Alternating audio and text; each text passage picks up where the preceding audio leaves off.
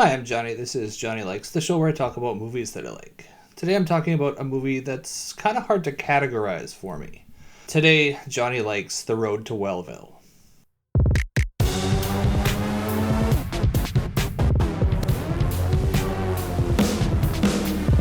You tell him, Johnny. You tell the world. It's 1907. Matthew Broderick and Bridget Fonda are playing William and Eleanor Lightbody, a married couple whose relationship has become strained after the death of their infant child about a year before. They've fallen into poor health both mentally and physically, and are trying to remedy this by heading to the Battle Creek Sanitarium. It's run by this guy named John Harvey Kellogg. Yeah, the serial guy. And yeah, that is Anthony Hopkins playing him. Kellogg's a pseudo-cult leader and a health enthusiast. His regimen for guests at the sanitarium, which is really more of what we would think of as a spa or a wellness center than a place for mentally ill folk, his regimen includes some interesting fundamentals. Multiple daily enemas. I've already had one of those. Well, now you get another. Sexual abstinence. All couples are kept separate here, Mr. Lightbody. Our patients need complete rest. Any sexual stimulation could be fatal. Electrical stimulus. No! And vegetarianism. What lurks within that steak is as bad or worse than that which crawls inside that bag of barnyard dung. The Lightbodies individually make friends with guests, and they each come to their own sexual awakenings and personal revelations. Do you think that sex is harmful? Another ridiculous idea dreamed up by men. But wait, there's a whole other plot line here. On the train to the sanitarium, the Lightbodies meet Charles Ossining, an aspiring young businessman. He wants to release his own brand of cornflakes. Something good for you. Right! Health! The open sesame to the sucker's purse. Ossining and his business partner happen to meet George Kellogg, who's played by Dana Carvey, who is one of John Harvey Kellogg's many adopted children. And George has basically been a thorn in John Harvey's side since he was a young boy. David, stop laughing. Meat and taters. Stop it, George! Meat and taters. Stop it! Ossining has the brilliant idea to bring George into the business venture as a partner. The name! The magic name. Kellogg. Don't you see? It's so simple. It's so simple. We become... Kellogg's Cornflakes, cashing in on the already existing Kellogg's Cornflakes. Ossining's business venture eventually also overlaps with the Lightbodies, and all of our stories come together in the end.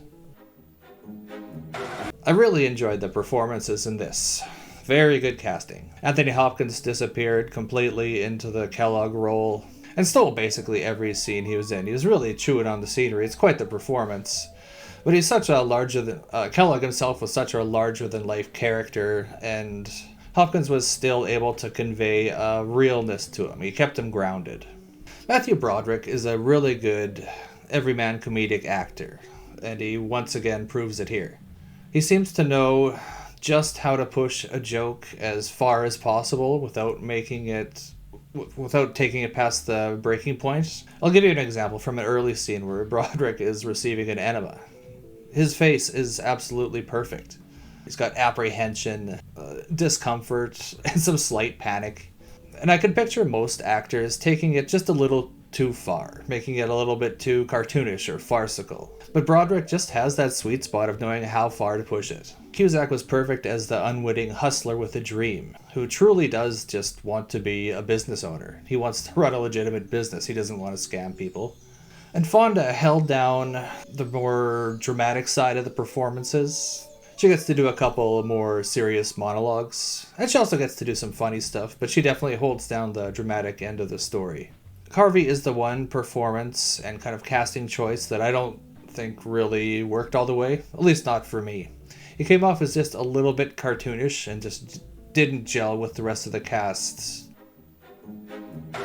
I'll say the film looked great. The era-specific costumes, the sets, the decoration, all that sort of stuff. Especially the wellness center gear. That was a hoot. So much fun to see.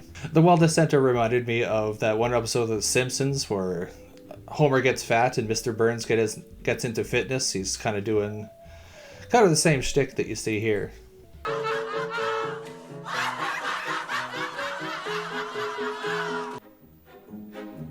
Kellogg was the only character based on a real person for this, and I can only assume that he was the inspiration for the novel, which was written by T.C. Boyle. And I find it kind of surprising that there hasn't been more works with John Harvey Kellogg involved, because he's such a wild character, and it just seems ripe for some sort of fictional story. I don't know. As I understand it, there was at least a little bit of historical accuracy here. So if you're a history buff, yeah, there might be a little something here for you to enjoy. And I'm assuming that at least the costumes were period accurate. I only know what I think people look like from that era because of movies and TV. So if movies and TV have been inaccurate this whole time, then I have no idea what people actually look like. Beside the point. So this film was told through Williams, Eleanor's, Kellogg's, and Austening's points of view. And I did find the jumping around of stories to be just a little bit lopsided. Maybe a little too long on one character, or too long of a gap between coming back to one narrative.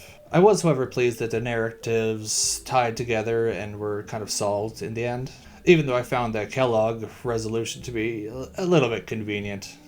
The Austining plotline was the least interesting of the storylines to me. I think I would have been completely happy had they just snipped the whole Austining storyline altogether and just focused on the people in and around the sanitarium. That was the stuff that I was really loving on screen. Most of the humor is like the definition of scatological. 15 gallons. Oh, no, I can't eat 15 gallons of yogurt. Oh, it's not going in that end, Mr. Lightbody. Lot of bodily function humor. So normally bodily function humor comes off as incredibly juvenile.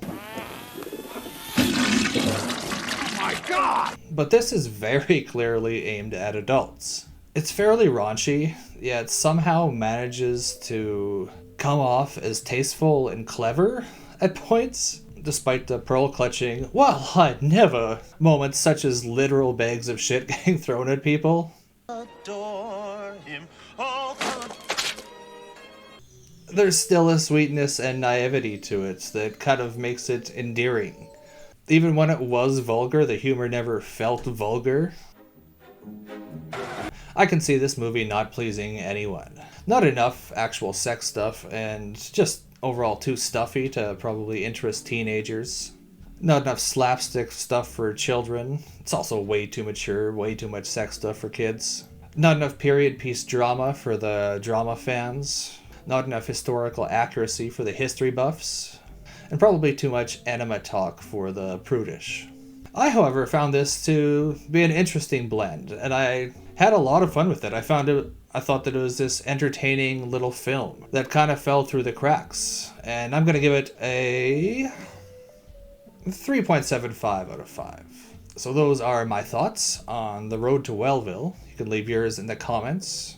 Thanks for watching me talk about movies for a little while, and you can tune in next time to see what else Johnny likes. Please like and subscribe. It's quick. It's free. And Relatively painless.